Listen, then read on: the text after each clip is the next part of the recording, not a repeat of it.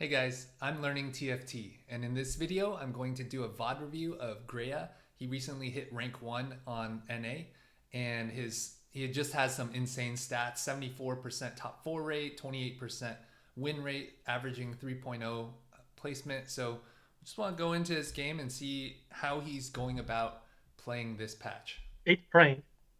Could happen. Could happen to anyone. Turn off his sound. I'm going to go a little bit faster in today's VOD, trying to take some of your feedback from some of the comments and speed up some of these videos just a little bit. Also, just helps me save on time. So he gets a tier start. Soraka's very good hold early. We've seen that 3 mage in the early game with the recent buff, even after the B patch nerf, has been pretty good, especially with that tier start. Bow, you can start thinking a static Shiv, which could lean towards Rise. You could also go, if you get a Rod for Gwynsu's, you could go towards Callista as well. Those two are pretty solid meta comps. You see Grea's actively scouting here just to see what his opponents are going. And here, Sugarcraft, he could take a Sugarcraft angle since he already has Soraka, though Sugar's not that great at high elo. You have my sword is not that great since he most likely wants to be playing around AP with that Soraka start. And Unified isn't great in the early game just because you need a lot more units to gain value from that. So he probably wants to roll all 3. And Epic's quite solid. Patient Study also quite good to get to level 8 as early as you can. So most likely one of the econ augments is the direction that he'll take, is my assumption. As far as items go, so he's scouting again. Very proactive with scouting, Grea is.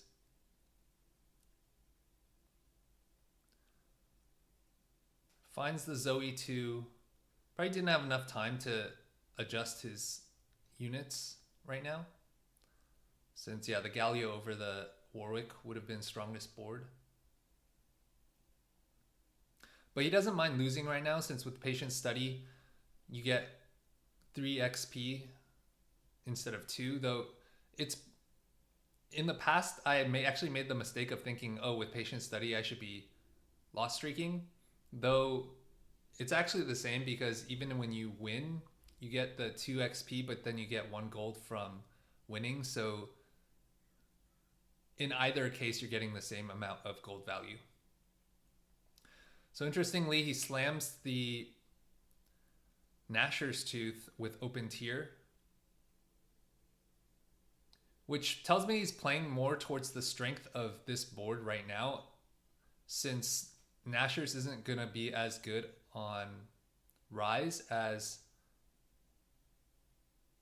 say, a static Shiv with a Morello.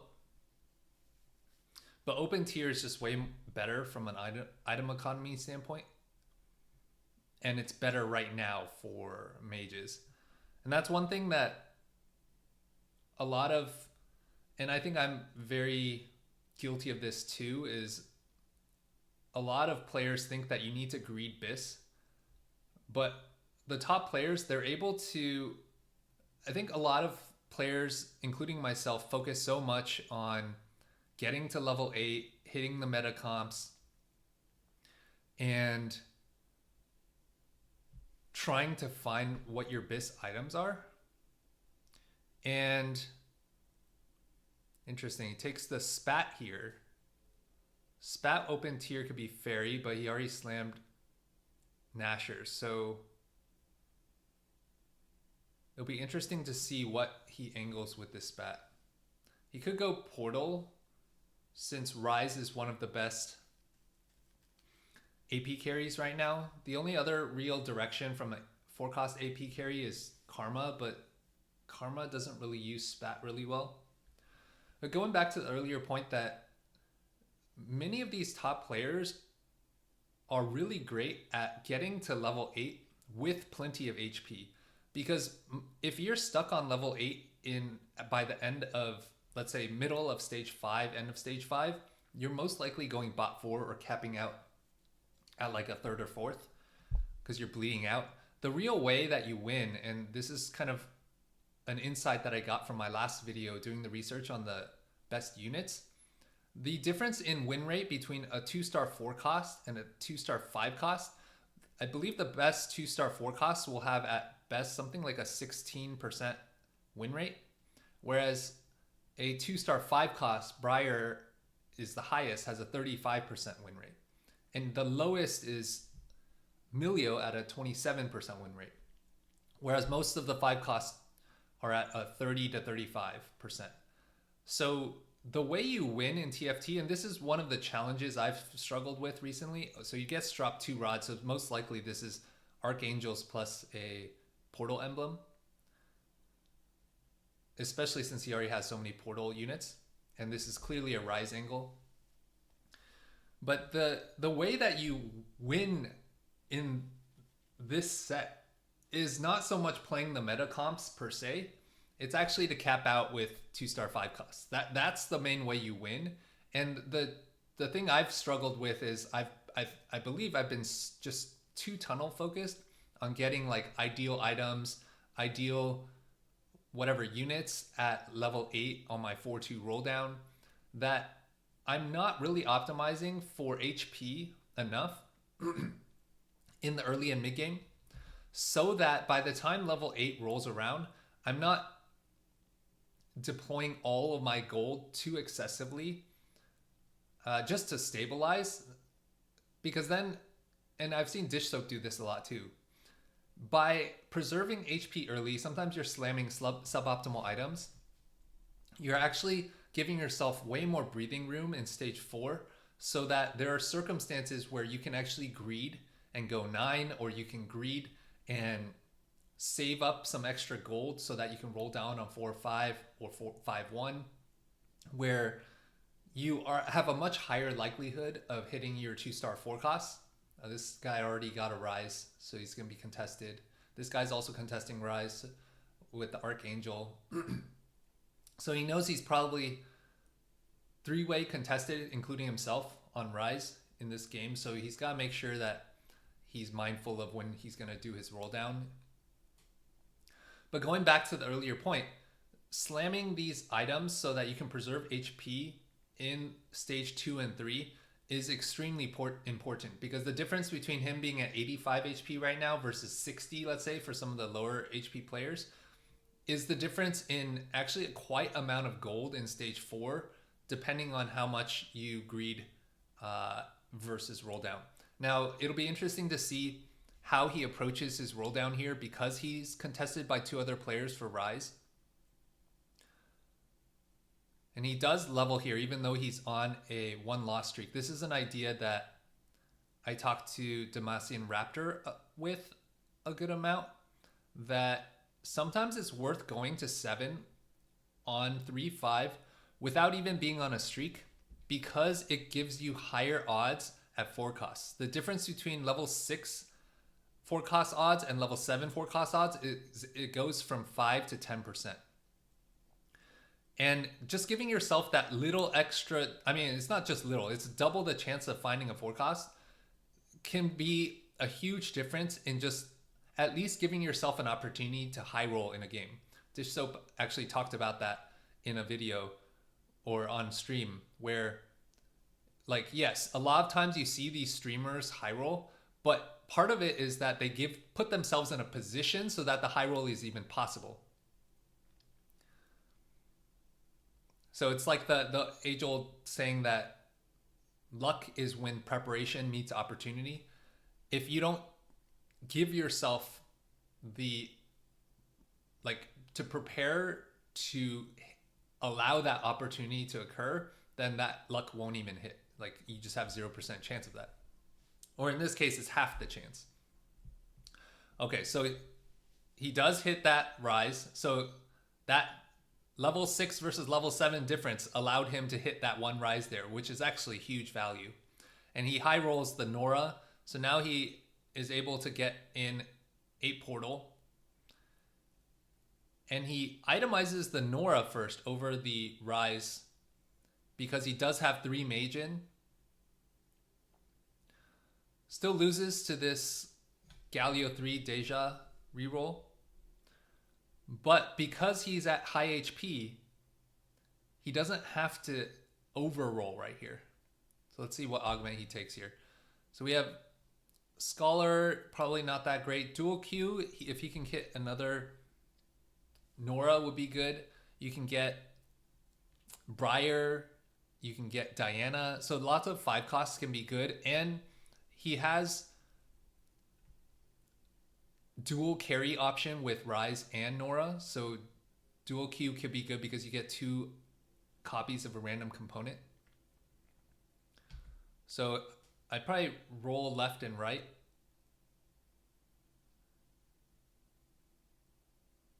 All right, so Blossoming Lotus. So you want that ability to crit and scale. And Portal is a stall comp, so Portal you want to build a lot of frontline and stall out for your Archangels. Plus now you have the Blossoming Lotus. And Combat Bandages helps with the stall comp idea, especially since he doesn't have any tank items right now other than like the frontline TG. But you can see here that having that extra HP, and especially with Portal, wow, he high rolls another Rise. That's huge. Like most players right here, if this was me, I would be strongly considering rolling down to like 10. But 8 Portal is so stable on 8. The other reason I would have considered rolling down more is because I know I'm 2-8 other contested. Although maybe this player, I think this player dropped out of Rise because they hit the Karma. But again, he doesn't have the pressure of having to roll to 0 because he has that HP lead. Remember earlier we were looking at the bottom players being at 60 HP and he was at like 80 or something, or 90. Now the bottom players are less than 20. So that 30 or 40 difference in HP is what's allowing him to sit a little bit, not roll as aggressively, which drastically improves his odds of actually hitting when he does decide to roll, because he'll have a considerable amount more gold. I really like this decision too to itemize Nora. Normally I would be prioritizing Rise, but that also speaks to him being prepared in having that 3 mage ready in case he did high roll the Nora. He's not going to make Econ here. It's going to be more important to hold the Zoe to make sure that he is able to get the Portal buffed up, because every additional star level of your Portal units increases the strength of your Portal. So running up against the Fairy Callista board, it's a 1-star Rakan, but 2-star well-itemized Callista, which it looks like Callista just has too much firepower to get through this.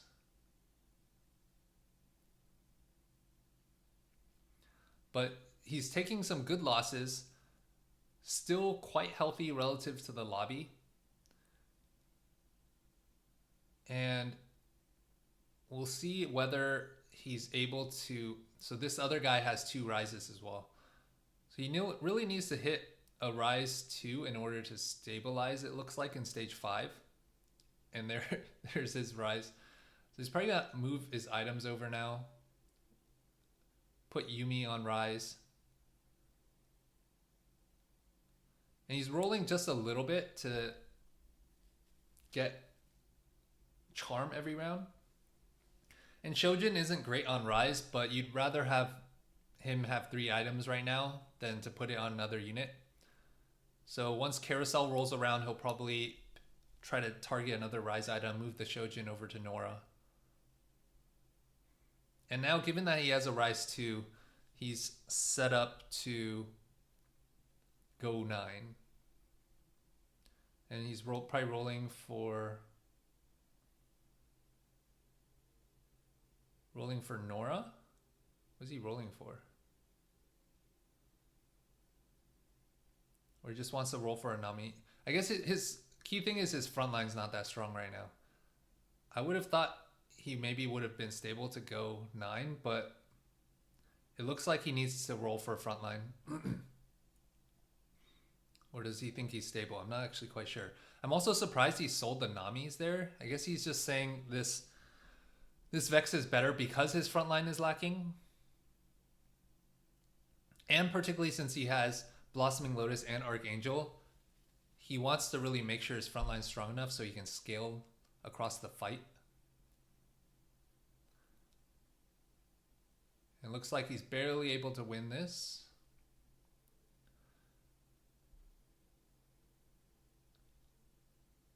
All right, so we're looking for a Rise item. We got Morello, which is perfect since he doesn't have anti-heal yet. Especially with a stall comp, you want anti-heal to prevent the enemy team from healing back up between the Rise casts. And he's going 9. Still wants to find a charm. There it is. And then looking for that Taric 2.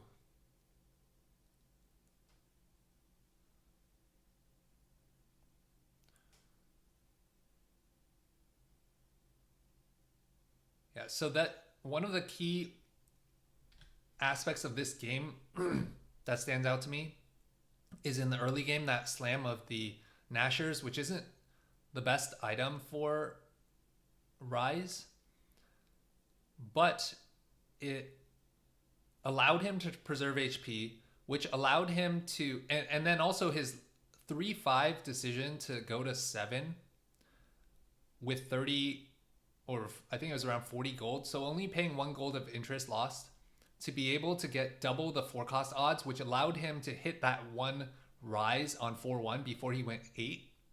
It was a high roll, but that one Rise allowed him to stabilize on 4-2 because he high rolled the Nora, but he could have gotten 8 portal anyway if he hit a Taric. So he had way less gold that he needed to deploy to stabilize on 4-2. And because he had so much HP lead, he was able to sit a little bit longer in stage 4 to save some gold. Hits the Nora 2 here. And so actually wants to itemize the Nora 2 over the Rise 2. Which if you look back at my stats from the 5 cost versus the 4 cost, Rise has like a set 2-star Rise, fully itemized 2-star Rise has like a 15% win rate, 16% win rate, whereas Nora 2 has something like a 30% win rate. But going back to stage 4, it's that decision to be able to sit because he was at extra HP. The level to 7 gave him the early Rise. And just having more time, because every shop that you sit, every time that you sit, you get one more shop. And so he didn't actually have to roll as deeply because he had the HP lead. And then hitting the Rise 2 allowed him to stabilize to now go 9. And because he was able to go 9 with a little bit more, again, HP and gold, he was able to hit the Nora 2. Now, this, again, was still a high roll. But the key thing is that, you know, I think I've heard other streamers mention this before. Anytime you get a first place, it's probably a high roll game. There are very few games that you're going to get first without high rolling. So the question is, how do you put yourself in a position to give yourself more opportunities to high roll? And a key aspect of watching many top streamers is ignoring BIS so that you can preserve HP in the early game. Of course, you want to be mindful of what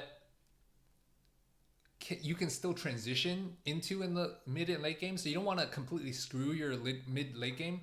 But at least if you give yourself a playable mid to late game while preserving HP, it just gives you so much more flexibility in stage 4 so that you don't feel so much pressure to have to suboptimally do a massive roll down. And if you miss, you're guaranteed bot 4. And even if you hit, you may not be in a position to have enough gold to be able to go 9.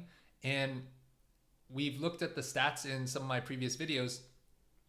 The difference between a lot of these comps being at level 8 versus level 9 is like 1 or 2 placements.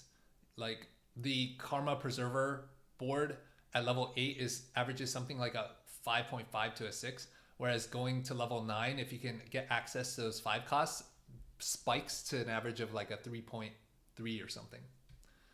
So that's the game from Grea. I plan to watch a lot more of his VODs. If you didn't see my last Grea VOD review, he was one of the world finalists representing NA. He's just recently started streaming, so I'll provide a link to his Twitch in the description below. If you enjoyed this video, if you have thoughts and comments, analysis that you'd like to add, I'd really love to hear your thoughts in the comments below. Thanks for watching, and I'll see you in the next one.